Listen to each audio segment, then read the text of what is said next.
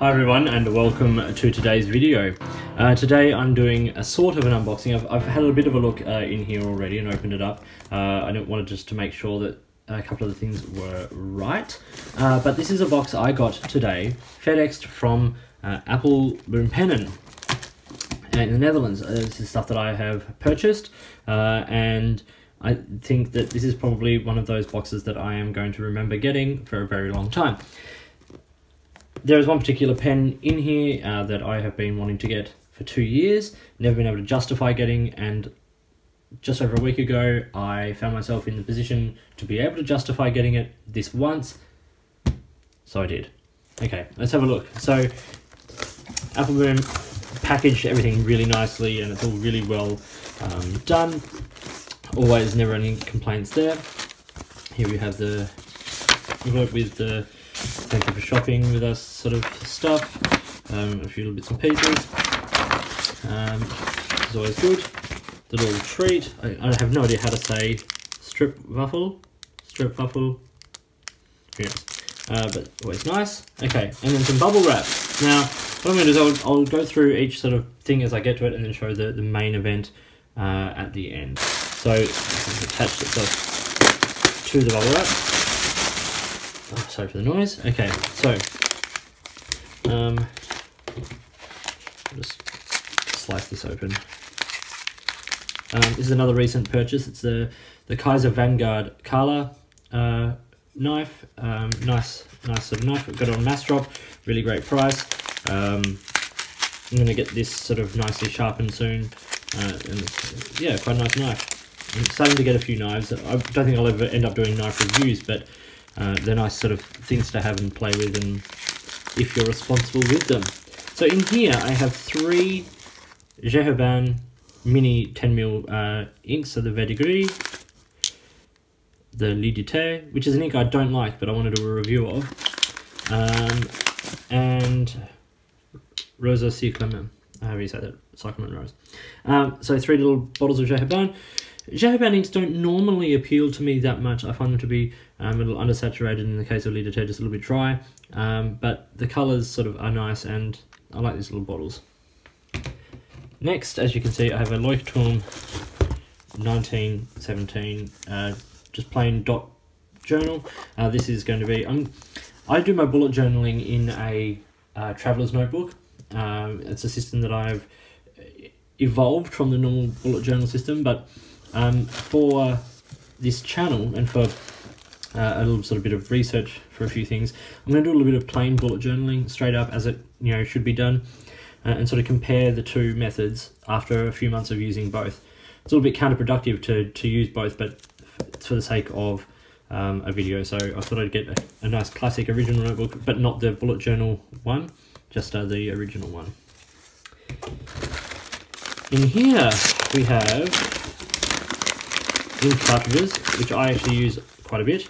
All black this time. So I've got the Mont Blanc Mystery black cartridges, and then 2 packs of the Lamy black. These are what I use when I travel a lot recently.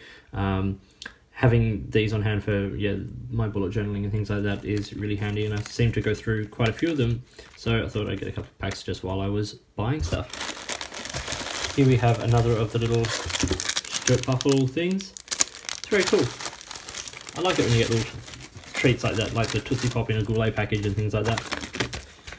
Oh, what else is here? Oh yes, so a converter, a Faber-Castell converter, which is what you'll see next. Now, like a few brands, retailers, they do package the pens nicely. So as you can see, there's a Visconti there.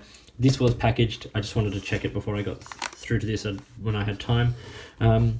So yeah, they come packaged like this, and it's really nice. Using a knife like this to open up a package like this seems like using a sledgehammer to crush a walnut, but hey, that's what I have on hand.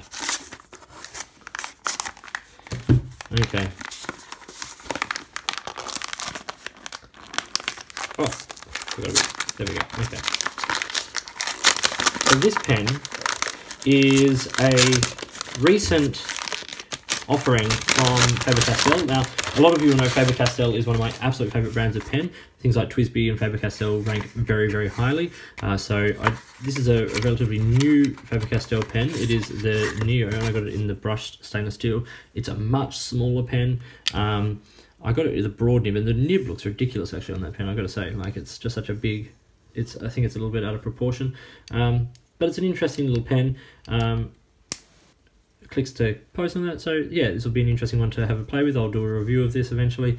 Yeah, some nice features on it, and I think it compares quite similarly to, say, the Lamy logo fountain pen in a lot of ways, so maybe I'll do a comparison of those two and see what we get. Oh, and that, of course, is what the converter was for. Okay, I've got a couple of inks here. Sorry about all the packaging noise, it's part of these videos. So here I have a Visconti Sepia, which is an ink that I got a sample of and really liked, so I decided to get a bottle, and I thought, well, I'm getting a Visconti pen, so I might as well get a Visconti ink, and I don't have any of the ink bottles, and these are really nice bottles. Very cool, very happy with that, it's going to be fun. Another ink is one that I had a sample of and really wanted a bottle of, and I've got quite a few of this brand already, but this is the Mont Blanc Corn Poppy Red. Really, really great red ink, and yeah, one of my favourite reds, and I didn't have a bottle, so I thought, well, while I'm doing this order, I might as well get one. So yeah, really glad to have this finally. Now we get to the main event. Now this pen, let's move this box out of the way.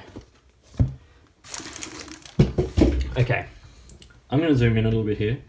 Not